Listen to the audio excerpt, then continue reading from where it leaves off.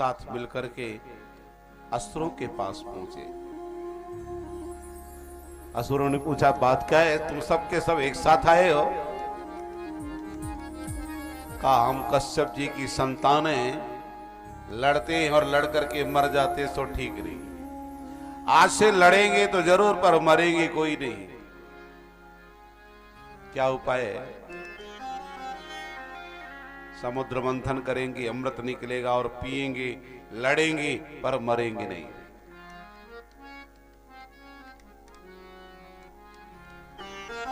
वासुकी नाम की नेति बनाई मद्राचल की मथानी, मथानी को जैसे ही डाला समुद्र में जाने लग गई। भगवान 1,00,000 योजन विस्तार का कच्छप स्वरूप बनाए। बोलो कच्छप भगवान की जय हो। कच्छप स्वरूप बना करके भगवान जैसे ही जल के अंदर प्रविष्ट हुए, कच्छप भगवान की पीठ पर मथानी चलने लग गई। भगवान को लगने लगा कि मेरी पीठ में कोई खुजला रहा है, जल्दी करें, मेरी पीठ में कोई खुजला रहा है। भगवान को नींद आ गई। एक काम किया करे,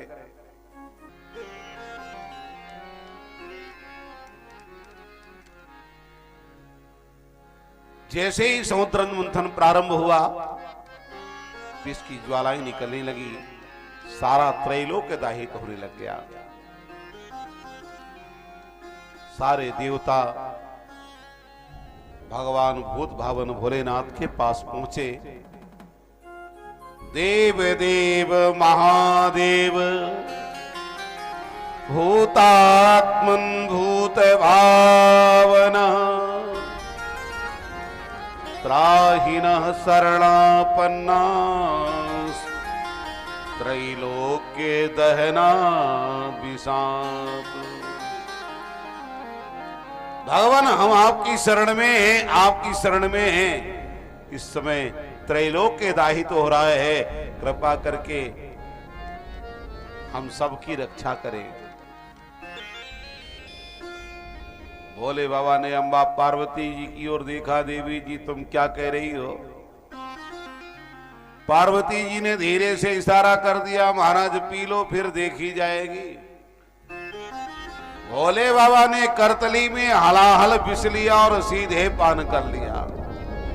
ततः करतली कृत्य व्यापी हालाहलम विषम अभक्षयन् महादेव कृपया भूत भावना। रा कहते हुए पिया और मां कहते हुए मुख को बंद किया।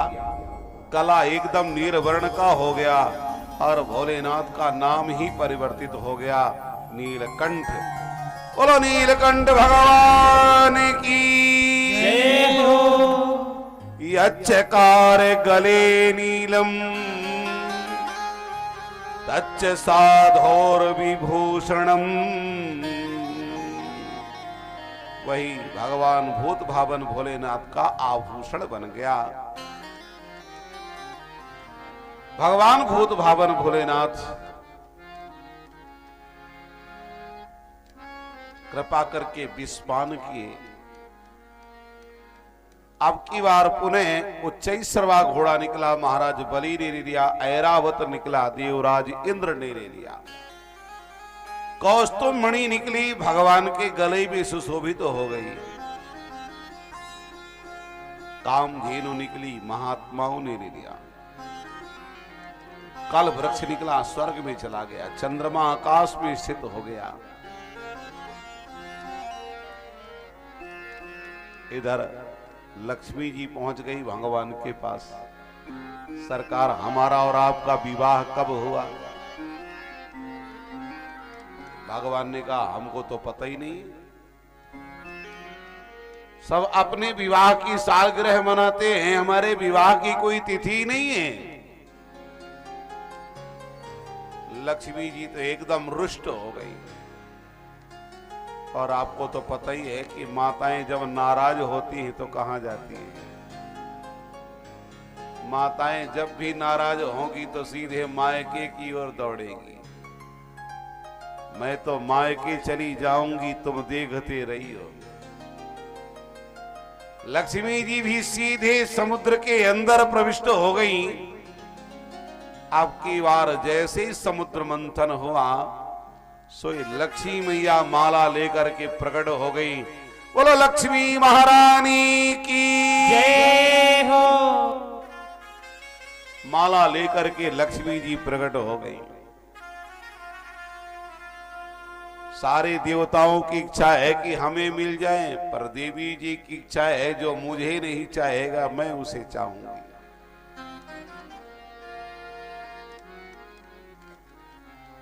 देवताओं की पंक्ति में बैठे थे देवराज इंद्र। सोचा इससे विवाह करना ठीक नहीं, क्योंकि जब देखा तो इंद्रासन के लिए डरता रहता है। दूसरे नंबर में महाराज बलि को देखा, सोचा कहीं इनके आसुरी गुण न प्रकट ना हो जाए, इसलिए इनसे विवाह करना ठीक नहीं। दुर्वासा जी को देखा, महात्मा तो बड़े तपस्वी हैं, पर बाबा जी कब श्राप देवे ये भी कोई ठिकाना नहीं है। भोले बाबा को देखा, बिल्कुल देवों में देव महादेव। अभी अभी इन्होंने विषपान किया है, सब अच्छा है। कर्पूर गौरम करुणावतारम संसार सारम। किंतु आगे की कड़ी और विचित्र है, भुजगेंद्र हारम। अगर इनसे मिलने के लिए गई और इनके नाक फुफकारी मारते हुए दौड़ पड़े तब क्या करेंगे? इसलिए इनसे भी विवाह करना ठीक नहीं है। एक है जिसे मैं चाहती हूं पर वो नहीं चाहता है। भगवान नारायण को देखा और सीधे माला उठा करके नारायण भगवान के गले में डाल दिया। बोलो नारायण भगवान की जय हो। लक्ष्मी मैया की जय हो। कार्तिक मास अमावस्या की पावन तिथि में लक्ष्मी नारायण भगवान का विवाह संपन्न हो गया।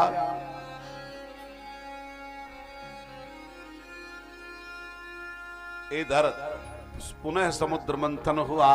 धन्वंतरी भगवान अमृत का कलश लेकर के प्रकट हो गए। एक असुर आया और आकर के सीधे कलशिया को लिया और भाग खड़ा हुआ। असुर देखने लगे, हे भगवान परिश्रम तो हमने भी किया और हमें नहीं मिला। देवताओं ने कहा परिश्रम हमने किया, उद्यम हमने किया, और सारा का सारा फल देव इन असुरों को मिला जा रहा है। भगवान की ओर थोड़ा सा देखा तो भगवान ने तिरछी निगाह से देख लिया। साधई से सोमाया, चिंता मत करो, तुम्हारा काम मैं जल्दी बनाऊंगा। देखते देखते भगवान बढ़िया सुंदर मोहनी स्वरूप धारण कर लिए। नाक में नथनी, पांव में पावजेव, कमर में करधनी, छम छम करते हुए चल पड़े। जैसे ही भगवान को देखा तो देखते ही सारे असुर मुग्ध हो गए। अहो रूप, अहो धाम, अहो अस्यानवम भया। अरे क्या सुंदर चाल है। दूसरे ने कहा क्या सुंदर अवस्था है, देखने में क्या सुंदर लग रहे। आपस में चर्चा करें। तब तक एक असुर ने अपनी ओर बुलाया, देवी जी थोड़ी इधर तो आना। हाँ क्या बात है? आप बड़ी सुंदर लग रही हो। आप मैं सुंदर लग रही? हाँ एकदम क्वीट लग रही हूं। कहा बिल्कुल स्वीट। आप जैसे तो दुनिया में कोई हो ही नहीं सकता है। आप तो मेरे मन को मथे जा रही हो। देखो हम कश्यप जी की संतानें आपस में लड़ रहे मर रहे, सो ठीक नहीं है। ये अमृत के कलश को ले लो और यथा योग बांट दो। मोनी भगवान ने कहा अच्छा कश्यप बाबा तो इतने मूर्ख नहीं थे जितने मूर्ख बेटा पैदा कर दिए। तुमने मूर्ख कैसे कहा? अरे मुझ जैसे पुंसली नारी पर विश्वास कर रहे हो तो तुम मूर्ख नहीं हो। तुमने रामायण नहीं पढ़ी क्या? उसमें लिखा है निज प्रतिबिंब बरुक गही जाई। निज प्रतिबिंब बरुक गही जाए। जानी न जाई नारी गति भाई। जाने न जाए नारी गति भाई। जानी न जाई नारी गति भाई। जाने न जाए नारी गति भाई।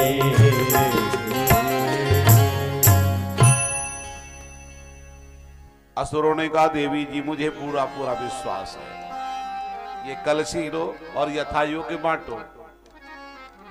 अब पंक्ति लगा के बैठो। भगवान ने असुरों को तो नहीं देवताओं को देना प्रारंभ किया। जिसने असुर थे सब टुकुर टुकुर देखने लगे भगवान की ओर। हे भगवान, सारा का सारा देवी जी देवताओं को देती जा रही है, हम असुरों को कुछ भी नहीं। मोनी भगवान ने तिरछी निगाह से देखा, चिंता मत करो, पतला पतला इन देवताओं को, गाढ़ा गाढ़ा जो बचेगा सब तुम असुरों को मिलेगा। राहु समझ गया और सूर्य चंद्र के बीच में बैठा महाराज। भगवान ने जैसे ही उसके मुख में डाला, सूर्य चंद्र ने इशारा किया, ये देवता नहीं है, असुर है। गोविंद ने तुरंत चक्र निकाला, चक्रेण चुरधारेण जहार पिबता सिरा, एकदम धड़ अलग कर दिया। राहु के शरीर के दो भाग हो गया, पहला भाग राहु और दूसरा भाग केतु। आज भी सूर्य चंद्र से बदला लेने के लिए जाता है। इधर देवताओं को अमृत प्राप्त हुआ, असुरों को प्राप्त नहीं हुआ। असुरों ने देवताओं को मारना शुरू किया, पर देवता अमृत पी चुके थे, इसलिए देवताओं का कुछ बिगड़ा नहीं। इसी बीच मोहिनी भगवान के विषय में भोले बाबा से जाकर के चर्चा करी देवर्षि नारद जी ने। महाराज आपको पता है भगवान ने मोहिनी स्वरूप धारण किया? मुझे तो बिल्कुल पता नहीं।